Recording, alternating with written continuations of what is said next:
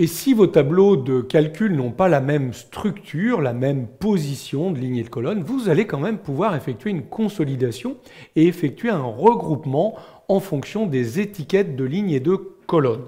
Regardons comment cela fonctionne. J'ai ici 4 magasins A, B, C, D et vous allez repérer très vite que les rayons de ces magasins ne sont pas les mêmes, ou en tout cas ne sont pas forcément à la même position. Mon magasin A, par exemple, ses 3 premiers rayons, animalerie, auto, bébé. Regardez le magasin B, auto, bébé, il n'y a pas animalerie, et on a bio en 3e position. Le magasin C, animalerie, puis bio, puis boucherie. Vous voyez que la position n'est pas la même. Ce qui est important, c'est que les noms des magasins soient écrits, évidemment, de la même façon. Si vous voulez qu'ils regroupent, il va bien falloir qu'il y ait quelque chose en commun pour effectuer le regroupement.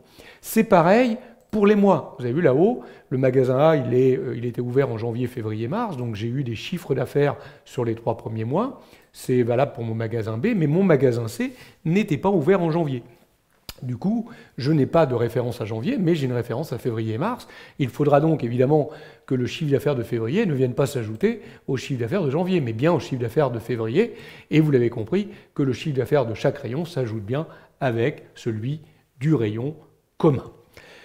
C'est plus possible d'effectuer une consolidation par position, puisque la position, nous l'avons vu, n'est plus la même. On va donc effectuer une consolidation par catégorie. Autrement dit, on va utiliser les étiquettes de lignes et de colonnes pour la consolidation. Je me positionne dans la feuille où je veux effectuer ma conso. Donc là, je pars vraiment d'une cellule totalement vide. Vous voyez, j'ai rien préparé puisqu'on va ramener à la fois les noms des rayons et des mois. Je vais ensuite, dans l'onglet Données, aller chercher la commande consolider. C'est la même commande. Somme, je veux bien faire une opération de somme. Je vais aller dans Référence, Magasin A. Et là, je vais sélectionner la totalité de la plage de cellules en prenant en compte les noms des rayons et les noms des mois. D'ailleurs, vous avez vu, j'ai laissé la cellule A1 totalement vide pour qu'ils comprennent que la colonne A contenait des intitulés de lignes qui sont les rayons et la ligne 1, les intitulés de colonnes qui sont les mois. J'ajoute. Je vais ensuite faire la même chose avec B. Donc je sélectionne ma plage B, j'ajoute. Je fais la même chose avec mon tableau de magasin C. Vous voyez, à chaque fois, je dois redélimiter la plage.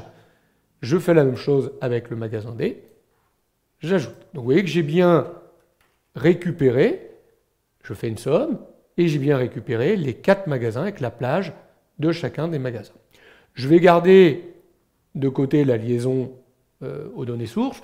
Quand on commence comme ça à avoir des tableaux qui ont des structures différentes et qui peuvent demain évoluer, je ne vous conseille pas de cocher la liaison dynamique. Si vraiment vos tableaux évoluent, vous reviendrez dans cet écran-là, vous modifierez le cas échéant les sources et vous demanderez par requête de remettre à jour la consolidation.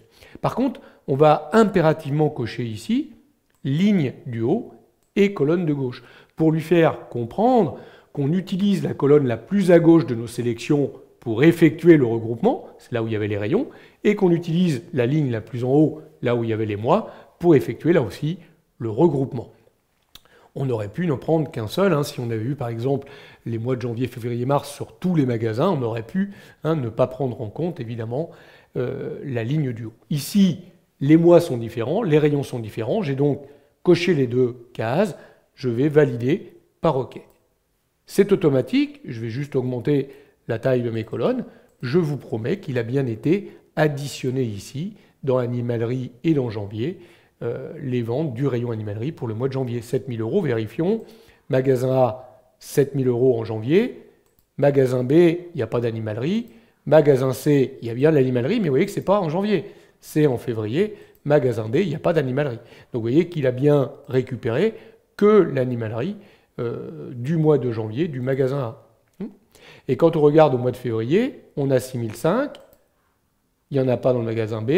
Magasin C, 4500, qui s'ajoute aux 6005. On va donc retrouver dans l'animalerie ici les 11 000 € de février.